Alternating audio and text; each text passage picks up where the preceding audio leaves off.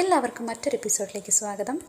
കരഞ്ഞു കലങ്ങിയ കണ്ണുകളുമായിരിക്കുന്ന ശ്രീജയോട് വിശ്വൻ, നിനക്ക് എന്താണ് പറ്റിയത്? നീ എന്തിനാണ് ഇരുന്ന് കരയുന്നത്? നിന്നെ അവിടെ ആരെങ്കിലും എന്തെങ്കിലും പറഞ്ഞോ എന്ന് ചോദിക്കുന്നു. അങ്ങനെ ശ്രീജ അവിടെ നടന്ന കാര്യങ്ങളെല്ലാം വിശ്വനോട് പറയുകയാണ്.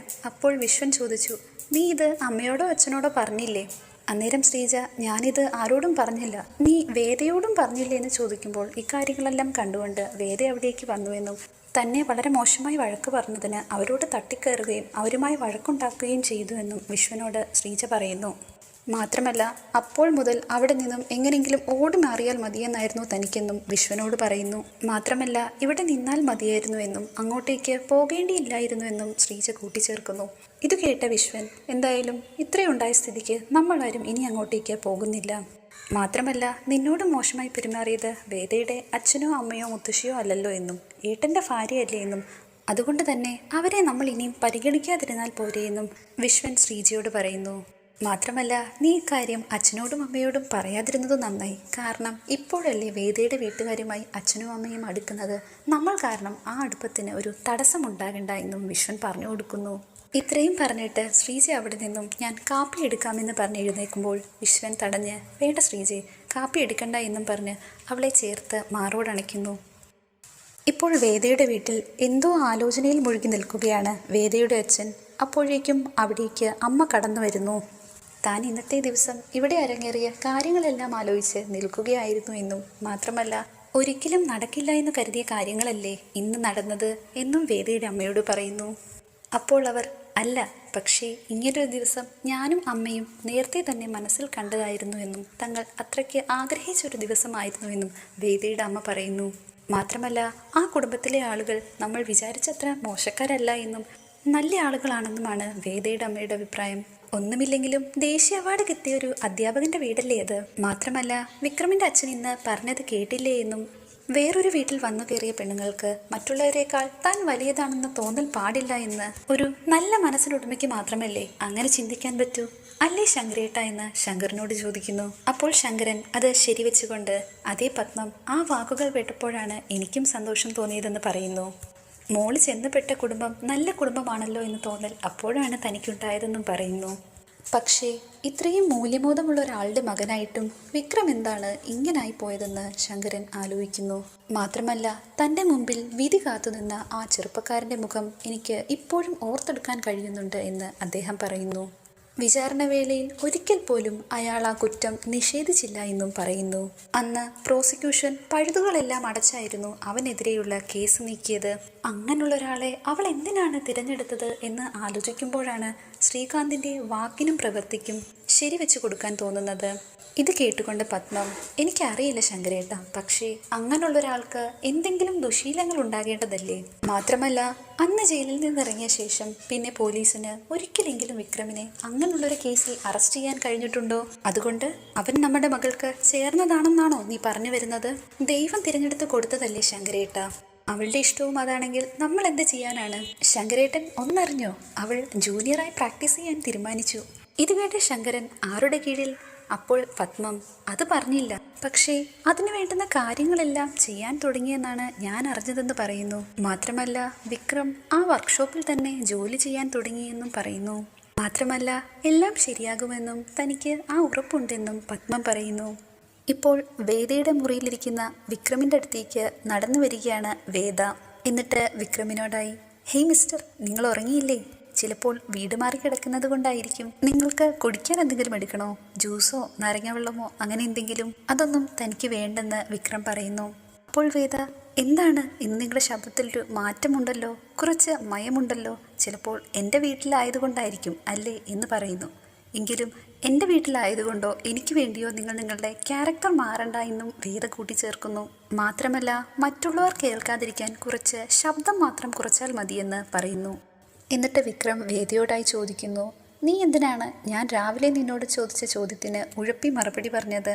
എന്തായാലും നീ എൻ്റെ ജീവിതത്തിലേക്ക് കടന്നു വന്നത് ഇഷ്ടത്തോടു കൂടിയല്ലെന്ന് എനിക്ക് നന്നായി അറിയാം. ഇത് കേട്ട വേദ, അപരിചിതനായ ഒരാളോട് ഇഷ്ടം തോന്നാൻ എനിക്കെന്താ വട്ടുണ്ടോ? അപ്പോൾ വിക്രം, പിന്നെ എന്തിനാണ് ഒരു സമരം ചെയ്യുന്നതെന്ന പോലെ എൻ്റെ വീട്ടിലേക്ക് കയറിക്കൂടിയത്? അതിനുള്ള ഉത്തരം ഞാൻ അന്നേ പറഞ്ഞതല്ലേ എന്ന് വേദ പറയുമ്പോൾ ആ ഉത്തരത്തിൽ താൻ ഒട്ടും തൃപ്തനല്ലെന്ന് വിക്രം പറയുന്നു. എങ്കിൽ നിങ്ങളുടെ തൃപ്തി എന്നെ ബാധിക്കുന്ന കാര്യമല്ല എന്നും മാത്രമല്ല ഞാൻ എന്തായാലും നിങ്ങളുടെ കൂടെ ജീവിക്കാൻ തീരുമാനിച്ച സ്ഥിതിക്ക് അപ്പോൾ അതിനെ അറിഞ്ഞിട്ട് പ്രത്യേകിച്ച് കാര്യമില്ലല്ലോ എന്നും പറയുന്നു. ഇപ്പോൾ വിക്രം വേദയോടായി, ഞാൻ എപ്പോഴും നിന്നെ ദേഷ്യം പിടിപ്പിക്കാൻ മാത്രമേ ശ്രമിച്ചിട്ടുള്ളൂ, എപ്പോഴും വഴക്ക് പറഞ്ഞിട്ടേ ഉള്ളൂ, എന്നിട്ടും എന്താണ് നിനക്ക് എന്നോടൊപ്പം ജീവിക്കാൻ തോന്നാനുള്ള കാരണം? ഇത് കേട്ട വേദ ഒരു ചെറുപുഞ്ചിരിയോടെ, നിങ്ങളോടൊപ്പം ഞാൻ ജീവിക്കാൻ തീരുമാനിച്ചതുകൊണ്ട്. അപ്പോൾ വിക്രം ഇടറുന്ന ശബ്ദത്തോടെ, ഞാനതിന് അർഹനല്ല വേദ. നിനക്ക് നല്ലൊരു കുടുംബമുണ്ട്, വിദ്യാഭ്യാസമുണ്ട്, വലിയ ഭാവിയുണ്ട്. ഇത് കേട്ട വേദ, ഇതെല്ലാം നിങ്ങൾക്കുമില്ലേ വിക്രം എന്ന് ചോദിക്കുന്നു. നിങ്ങളും വിദ്യാഭ്യാസം പൂർത്തിയാക്കിയതല്ലേ, നല്ലൊരു കുടുംബം നിങ്ങൾക്കുമില്ലേ? എന്നിട്ടും എന്തിനാണ് ഈ ഒരു അഴുക്കിൻ്റെ വഴിയെ നിങ്ങൾ സഞ്ചരിക്കണമെന്ന് വാശി പിടിക്കുന്നത്? രാഷ്ട്രീയത്തിൻ്റെ വഴിയിലുള്ള ജനസേവനമാണ് നിങ്ങൾ ചെയ്യുന്നതെങ്കിൽ മനസ്സിലാക്കാം. ഇത് പക്ഷേ രാഷ്ട്രീയക്കാർക്ക് വേണ്ടിയുള്ള ഗുണ്ടാപ്പണിയല്ലേ? ഒരു വാശി എന്ന പോലെ അത് ചെയ്യുന്നതിൽ നിങ്ങൾക്ക് എന്ത് സന്തോഷമാണ് ലഭിക്കുന്നത്? അപ്പോൾ അതൊന്നും ആരോടുമുള്ള വാശിയല്ല എന്നും അത് ഉത്തരവാദിത്വവും കടപ്പാടുമാണെന്ന് വിക്രം പറയുന്നു. ഇത് കേട്ട വേദ, ആരോട്? ശ്രീകാര്യം ശ്രീനിവാസനോടോ? അദ്ദേഹം നിങ്ങളുടെ അച്ഛനേക്കാൾ മുകളിലാണോ? ഇന്ന് വീട്ടിലേക്ക് മടങ്ങുമ്പോൾ അച്ഛൻ നിങ്ങളോട് യാത്ര ചോദിച്ചത് നിങ്ങൾ ഓർക്കുന്നുണ്ടോ? സ്നേഹമില്ലാത്തൊരാൾക്ക് അതിന് കഴിയുമെന്ന് നിങ്ങൾക്ക് തോന്നുന്നുണ്ടോ? ഇത് കേട്ടിട്ട് ഇടറുന്ന ശബ്ദത്തോടെ, അച്ഛനോട് എനിക്ക് സ്നേഹമില്ലെന്നാണോ കരുതിയത്? ബഹുമാനവുമില്ലെന്നാണോ വിചാരിച്ചത്? ബഹുമാനവുമില്ലെന്നാണോ വിചാരിച്ചത്? അപ്പോൾ ഇതൊക്കെ കാണിച്ചെങ്കിലല്ലേ മറ്റുള്ളവർക്ക് മനസ്സിലാവൂ എന്ന് വേദ പറയുന്നു. മാത്രമല്ല നിങ്ങളുടെ മനസ്സിൽ നിങ്ങൾ എന്തൊക്കെയോ കാര്യങ്ങൾ മൂടി വെച്ചിട്ടുണ്ട്, ഒരാളോടും പറയാത്ത കാര്യങ്ങൾ, ചിലപ്പോൾ ശ്രീകാര്യം ശ്രീനിവാസനോട് പോലും പറയാത്ത കാര്യങ്ങൾ. എന്താ ശരിയല്ലേ എന്ന് വേദ വിക്രമിനോട് ചോദിക്കുന്നു. എന്നോട് നിങ്ങൾക്കതൊക്കെ പറയാൻ പറ്റുമെന്ന് എനിക്ക് തോന്നുന്നില്ല, പക്ഷേ എന്തെങ്കിലും പറയണമെന്ന് തോന്നിയാൽ ഒട്ടും മടിക്കാതെ തന്നോടതൊക്കെ പറയണമെന്ന് വേദ പറയുന്നു. ഞാനിത് പറയാൻ കാരണം നിങ്ങൾക്ക് നല്ലൊരു ലിസണറെ ആവശ്യമുണ്ട്, അത് ഞാൻ ആദ്യ ദിവസങ്ങളിലെ മനസ്സിലാക്കിയതാ. എന്തായാലും ഇനി ഉറങ്ങിക്കോളൂ എന്ന് വേദ വിക്രമിനോട് പറയുന്നു. ഇത് കേട്ട ഉടൻ തന്നെ വിക്രം കട്ടിലിൽ നിന്ന് ചാടി എഴുന്നേറ്റ് താഴേക്ക് നിൽക്കുന്നു. അപ്പോൾ വേദ, ഇതെന്തായാലും എൻ്റെ വീടാണ്, അതുകൊണ്ട് തന്നെ ഇന്നത്തെ ദിവസം ഈ മുറിക്ക് പുറത്തേക്ക് പോകാൻ പറ്റില്ല. അപ്പോൾ അതിനല്ല എന്നും വേദ കട്ടിലിൽ കിടന്നു, ഞാൻ നിലത്ത് കിടന്നോളാമെന്നും വിക്രം പറയുന്നു. നിങ്ങളെപ്പോലെ ഞാൻ തിണ്ണമെടുക്ക് കാണിച്ച് മുകളിൽ കിടക്കുന്നില്ല എന്നും വേദ പറയുന്നു. അതുകൊണ്ട് താൻ എന്തായാലും നിലത്ത് കിടന്നോളാമെന്നും പറഞ്ഞ് വേദ അങ്ങോട്ടേക്ക് പോകുന്നു. അപ്പോൾ വേദ വിക്രമിനോടായി, നിങ്ങൾ എന്നോട് ഇത്രയ്ക്ക് മര്യാദയോടെയൊന്നും സംസാരിക്കേണ്ട എന്നും വിട്ടുപോത്ത്, വേതാളം അങ്ങനെയുള്ള പ്രയോഗങ്ങൾ മതിയെന്നും പറയുന്നു. മാത്രമല്ല ഇത് തൻ്റെ വീടായതുകൊണ്ടാണ് താൻ ഇത്രയും മര്യാദയോടുകൂടി പെരുമാറുന്നത് എന്നും പറയുന്നു.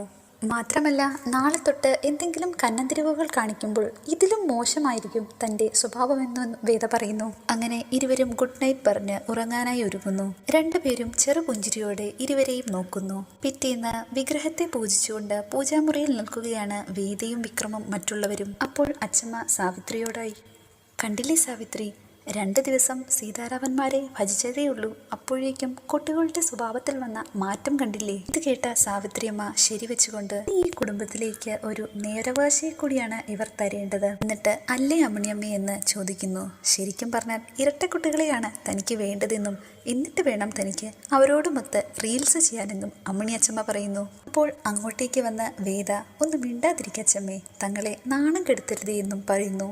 സാവിത്രിയമ്മ അച്ചമ്മയോട് ചോദിക്കുന്നു, ഇനി നേരെ വീട്ടിലേക്കല്ലേ? അപ്പോൾ അല്ല എന്നും തങ്ങൾ നേരെ തറവാട്ടമ്പലത്തിലോട്ടാണ് പോകുന്നത് എന്നും പറയുന്നു.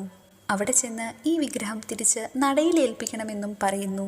അതും കഴിഞ്ഞ് മാത്രമേ ഇവർ വീട്ടിലേക്ക് മടങ്ങുകയുള്ളൂ എന്നും അച്ചമ്മ പറയുന്നു. അങ്ങനെ എല്ലാവരെയും താഴെ ഭക്ഷണം കഴിക്കാനായിട്ട് വിളിക്കുമ്പോൾ വർഷയുടെ മുറിയിൽ എന്തോ ശബ്ദം കേട്ട് എല്ലാവരും അങ്ങോട്ടേക്ക് പോകുന്നു. അമ്മ വേദയ്ക്ക് കൊടുത്ത വളകളിൽ 4 വളകൾ കുറവുണ്ട് എന്ന് വർഷ എല്ലാവരോടുമായി പറയുന്നു. മാത്രമല്ല വേദ അതൊന്നും വേണ്ട എന്ന് പറഞ്ഞപ്പോൾ താൻ എടുത്ത് മുറിയിൽ വെച്ചതാണെന്നും ഇപ്പോൾ അത് കാണുന്നില്ല എന്നും വർഷ കൂട്ടിച്ചേർക്കുന്നു. വർഷ, നീ അതെല്ലാം എന്നെയാണോ വെച്ചതെന്ന് മുത്തശ്ശി ചോദിക്കുമ്പോൾ, എന്നെ ഒരു കാര്യം ഏൽപ്പിക്കുമ്പോൾ അതെല്ലാം കൃത്യമായി ചെയ്യേണ്ടത് കൊണ്ടാണ് ഞാൻ അങ്ങനെ ചെയ്തതെന്ന് വർഷ പറയുന്നു. ഇത് കേട്ട അമ്മിണിയച്ചമ്മ, എന്നാൽ അത് ശരിയാണ്, ആ സ്വർണം എടുത്തു വെച്ച ആൾക്ക് തന്നെയാണ് അതിൻ്റെ പൂർണ്ണ ഉത്തരവാദിത്വം എന്നും കൂട്ടിച്ചേർക്കുന്നു. ഇത് കേട്ട് ദേഷ്യം വന്ന വർഷ, എന്ന് വെച്ചാൽ ഞാൻ എടുത്തെന്നാണോ? അപ്പോഴങ്ങോട്ടേക്ക് തൻ്റെ സാധനങ്ങളുമായി എത്തുകയാണ് നന്ദിനി. നന്ദിനി വർഷയോടായി, എന്താ വർഷേച്ചി, എന്താ ഉണ്ടായേ? അപ്പോൾ അച്ചമ്മ നന്ദിനിയോടായി, വർഷ സൂക്ഷിച്ചിരുന്ന വളകളിൽ 4 എണ്ണം ആരോ എടുത്തുകൊണ്ടുപോയി. ഇത് ഇത് കേട്ട നന്ദിനി കട്ടോണ്ട് പോയിന്നോ? അപ്പോൾ വേദയുടെ അമ്മ ഇവിടെ നിന്ന് ആരാണത് എടുത്തുകൊണ്ട് പോകാൻ? അച്ഛമ്മ അതിവിടെ നിന്ന് പോയിട്ടുണ്ടെങ്കിൽ ഇവിടെ വന്നവരാരെങ്കിലും തന്നെ ആയിരിക്കും ഇതിന് പിന്നിൽ എന്ന് കൂട്ടിച്ചേർക്കുന്നു. എന്താണ് ഈ പറയുന്നതെന്ന് വേദയുടെ മുത്തശ്ശി ചോദിക്കുമ്പോൾ വർഷയുടെ വാക്കുകളിൽ നിന്ന് അതാണ് മനസ്സിലാക്കേണ്ടത് എന്നാണ് അച്ഛമ്മ എല്ലാവരോടുമായി പറയുന്നത്. ഇത് കേട്ട് അങ്ങോട്ടേക്ക് വന്ന വേദ, വർഷേച്ചി വെറുതെ പ്രശ്നം വഷളാക്കരുത്, കാരണം ഇങ്ങനെ ചെയ്യുന്ന ആരും തന്നെ ഇവിടെ വന്നിട്ടില്ല. കേട്ടിട്ട് നന്ദിനി തൻ്റെ കയ്യിലിരുന്ന ബാഗ് അവർക്കായി നീട്ടിയിട്ട് എന്നെ ഇനി സംശയിക്കേണ്ട എന്നും വേണമെങ്കിൽ എൻ്റെ ബാഗ് ചെക്ക് ചെയ്തോളൂ എന്നും പറയുന്നു. അപ്പോൾ വേദ ആരും അങ്ങനെയല്ല എന്ന് പറയുമ്പോൾ അതിൽ നന്ദിനിയിടത്തെയും പെടും. വെറുതെ എന്തിനാ ആവശ്യമില്ലാത്തത് പറയുന്നത് എന്ന് ദേഷ്യത്തോടെ ചോദിക്കുന്നു. ഇപ്പോൾ അങ്ങോട്ടേക്ക് വരികയാണ് ശങ്കരനാരായണൻ.